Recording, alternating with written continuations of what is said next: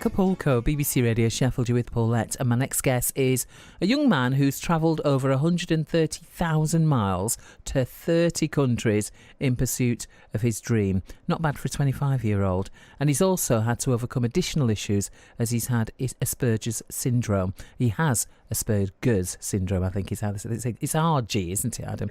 Adam Bradford is here with his business partner, Jordan Swain, who's also a young entrepreneur from Los Angeles. This is all sounding very exciting, actually. I can't wait to start asking you two questions. So, Adam, first of all, just tell me about your life with Asperger's then. When did you realise that you maybe saw things slightly differently to most other people? For a long time, actually. I think it was something that went undiagnosed for many years.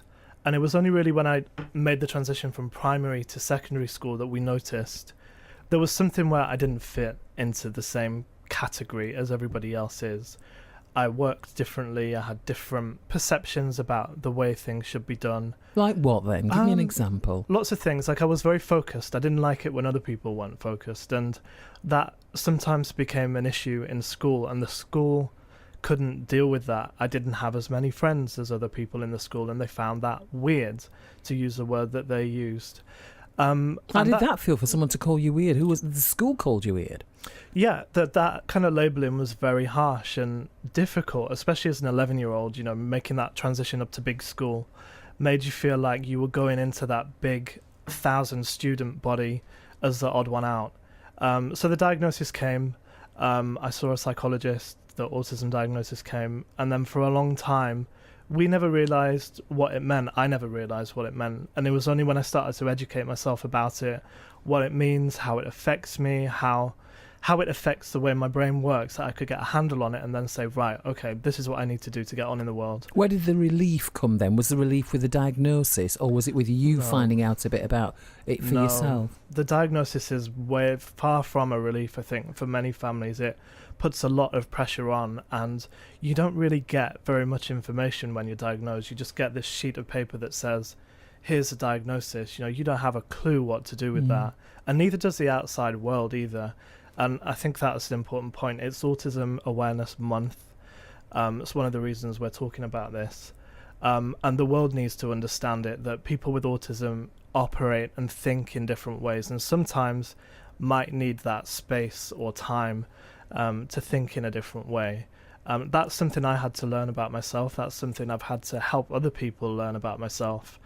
And that's the way I got through. But I won't say life with autism's been easy. It's not. But I think as time's gone on, I've learned to work with it, and so have other people. And meeting like minds who can help think in that way is really important. Asperger's and autism then, what's the difference? Asperger's is a form of autism. Autism's a spectrum, so there's many different versions of it, types of it, ways that it can affect you. They used to use like a classification of kind of mild to more severe. They don't use those words anymore, but somebody might have autism and not display some of the signs, like being oversensitive to noise and light, but someone else might. So there's a whole broad range of ways that it can affect people.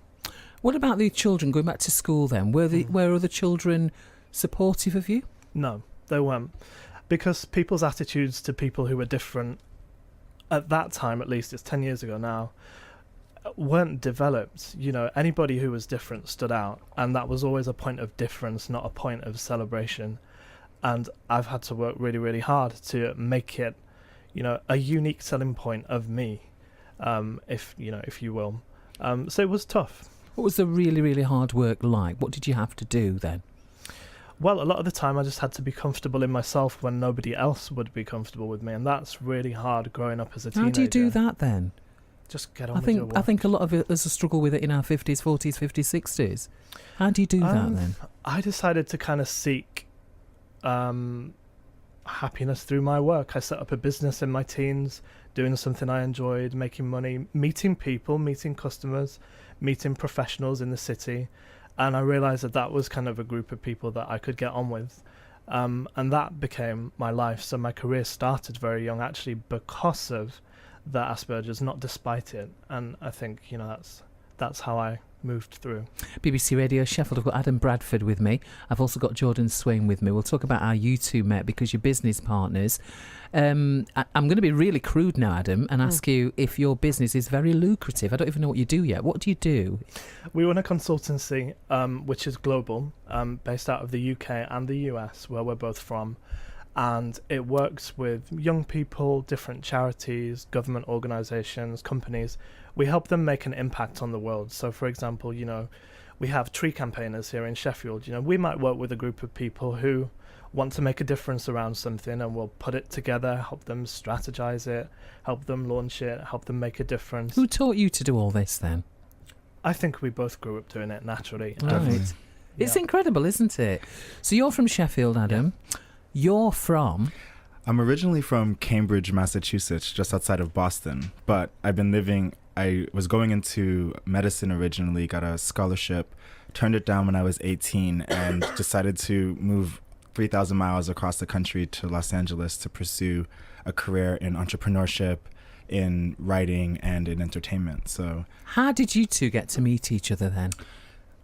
I was doing an event in Chicago, and Adam was just coming to Chicago, and through Instagram, I found him with the hashtag entrepreneur.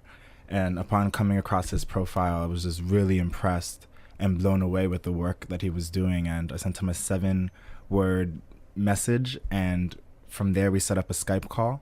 And as soon as we met on the Skype call, we knew that we would come together one day and do something very impactful to change the world, because our visions were so aligned. Change the world. Absolutely, change the world. What made you actually take that step? Because often on the internet we're told not to meet people, be careful. Well, not to meet people, be careful, take it easy, make sure that someone's supporting you, all of that. Did that feel like a big thing for you then, all that part of it? I don't think so. I think especially as millennials growing up, we grew up, at the dawn of the digital age. So we were 9, 10, 11 on, AOL Instant Messenger and using... A bit young for that, actually. If I were your parents, that would have happened in my house. Well, but there's, we grew up with that, and I think it's a huge part of who we are as a generation, and we've been able to cross boundaries and cross cultures even through digital means when, especially in these days and ages where so many global communities seems to be shutting down and closing borders and barriers, digital opens up frontiers. Incredible. So I'm going to ask you the question again. I'm going to be crude again. Is it quite lucrative what you're doing? I mean, you've got a nice big hat, and that scarf looks like it weren't cheap, Jordan. Are you making loads of money doing this? So we're a social enterprise. We are sustaining ourselves right now. We're a startup. But the cool thing is that as a social enterprise, 50% of our profits get reinvested into the business to help propel the social change and social impact that we seek to create. So our biggest project right now is our world tour. We decided, we can sit in our office in London or Los Angeles and create and ideate around problems and solutions like, 99% of people do. Or we can enter the world and enter these markets that we look to create solutions for, and we can find out and do our own research and speak to the beneficiaries directly about what their challenges are, what their triumphs are, what they need. So then from there, we're able to create the solutions in a collaborative way. Yeah, but do you make loads of money? You're not going to stop asking us, are you? No, I'm not. I'm going to be all Jeremy Paxman on you because I'm quite curious. You're doing all right. I think it's an important point. Businesses like this, we're not huge corporates who, want to make millions and millions and millions, although that would be nice. We want to make a good living out of this, and so far we are doing. We've been very lucky to, be able to use our profile to, get clients and work with people who can afford to do this kind of work, big companies, small companies. And that's incredible. Important, doing work like this. It's not just charity. Are you on the spectrum as well then? I'm not on Jordan. the autism spectrum. I have been, from being young, I was diagnosed with ADHD. Right. So another invisible disability. And again, I think it's important to understand so many people think, especially when it comes to invisible disabilities and diversity and inclusion, that the person with autism or the person with ADHD or depression or whatever it is needs to shift the way that they exist in the world, when in fact it's important that the world shifts around them. Employers are seeing major gains by diversity and inclusion initiatives where people with autism, people with dyslexia, people with, any neurodiverse condition is actually adding tremendous benefit to the teams, tremendous benefit to the bottom lines of the companies. And Absolutely, I think that's really incredible. important. And you sound like you're doing great. I'm just going to ask you if you don't mind me just touching on this with you, Adam. This is something that you've been in to talk to us about on BBC Radio Sheffield before. We've heard a lot from you about being a campaigner for tighter rules on gambling and gambling companies after your father went to prison for stealing money from his work to fund a gambling addiction. What's the latest on that campaign, Adam? So no updates at the moment. The government are looking into... they've actually been preparing a review for the past few months since October, and we're expecting it within the next couple of weeks. So that's going to be when we talk about that. We're hoping that the things that we were looking at are going to be included. We have had a lot of consultation. Things seem to be positive, so I'm hoping something good's going to come. Right, well, keep us in the loop and keep in touch with us about that. So next big place that you go into then, Jordan and Adam, what's your next big gig then? Next is Paris at the end of this week. We've got a conference there with other young people who are making change in the world. Then we're off to a business conference in Istanbul. And I think on that point, we've been talking about internationalism and breaking boundaries. I think it's something for this side of the world to learn that, as our borders are kind of starting to close and people are closing their minds, we're out there doing the exact opposite. We're, crossing the boundaries, going to places other people wouldn't go, and showing that we want to be international. I think that's a message from young people to this side of the world. We want to be international, so there's a huge reason why we're doing it. Well, I'm going to be a nan and say take care, have fun, but look after yourselves, of course, as well. Adam Bradford and Jordan Swain, looking delectable in your hat and your beautiful scarf. Thank you so much to both of you for joining us. Thank you for raising some very, very important issues as well. We've had a good old chat, haven't we? Thanks. We've got a new free